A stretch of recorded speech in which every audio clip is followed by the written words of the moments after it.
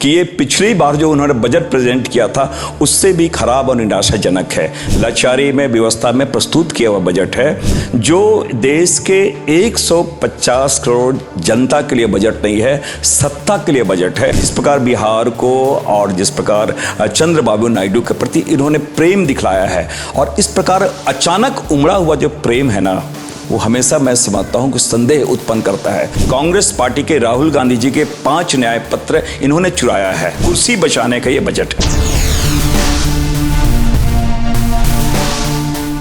मोदी सरकार 3.0 का बजट जो है पेश हो चुका है। इस पर ज़्यादा बातचीत करने के लिए कांग्रेस के सांसद हमारे साथ मौजूद हैं। सर, किस तरीके से देख रहे हैं इस बजट को?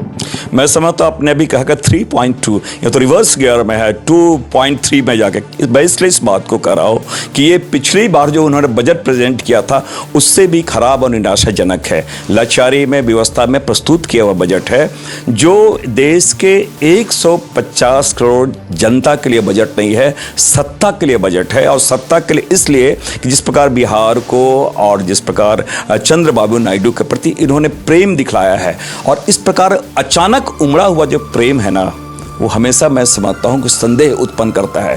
बाढ़ का अगर कहीं बाढ़ आ जाए तो वह पानी पीने योग्य नहीं होता है। इसलिए मैं संदेह कर रहा हूं कि बिहार में जिस प्रकार ये अचानक प्रेम दिखलाया है, जिस प्रकार उनको चंद्रबाबू नायडू के प्रति प्रेम दिखलाया है, तो ये बाढ़ का पानी है, ये से आप पी नहीं सकते हैं।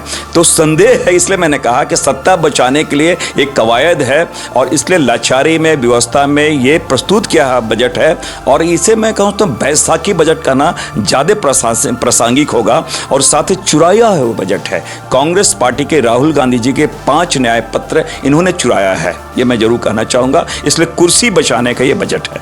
राहुल गांधी जी ने भी कहा, अभी कांग्रेस पार्टी से आते हैं तो वो भी बोल रहे हैं कि चुराया हुआ है। हमारे जो 5 न्याय थे उसको पूरी तरह चुराने की कोशिश करिए पर चुरा नहीं पाए हैं। मैं एक बात मैं बता रहा हूँ कि मैं ये कहूँ चुराना और मैं समझता हूँ किसी अच्छी चीज़ों को ग्रहण करना, दोनों में अंतर है। इन्होंने ग्रहण नहीं किया, इन्होंने चुराया है।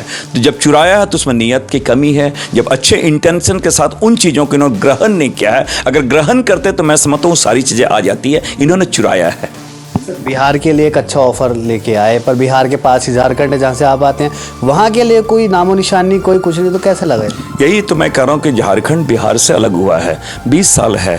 और अगर आधारभूत संरचना की बात करें और जिस प्रकार बिहार को अभी उन्होंने जो प्रेम दिखलाया है, झारखंड में भी मैं समझता हूँ उनको जिस प्रकार अवहेलना की गई है। झारखंड देश का 40% वो खनिज वो वहाँ से झारखंड से निकलता है और वहाँ के कोयले से ही पूरे दिल्ली पंजाब ये सारी चीज़ उधर से आती है, वो रोशन होता है।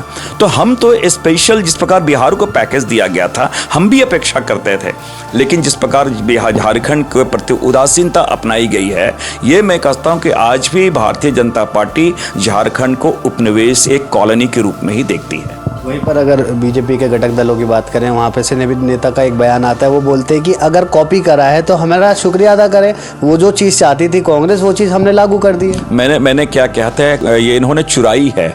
मैंने कहा चुराई चीज़ों को ग्रहण की जाती, अच्छी चीज़ें हम भी ग्रहण करते हैं, लेकिन अगर इन्होंने अच्छी जो ग्रहण नहीं किया, चुराया है। और ये हड़बड़ी में जिसे कहा जाए ना, जल्दीबाजी में ये चुराई गई चीज़ है और ये अर्थ का अनर्थ वो स्वरूप ले लिया गया है। मैं यही कहना चाहूँगा। बहुत शुक्रिया हमसे बात करने के लिए। तो ये थे हमारे साथ बातचीत करने के लिए झारखंड से लोकसभा सांसद सुखदेव भगत जी, जिनका साफ तौर पर कहना था कि ये बजट है ये चुराया गया है। फिलहाल के लिए बस इतना। कैमरा पर्सन विशाल के साथ मैं अभिषेक, दैनिक खबर लाइव, दिल्ली।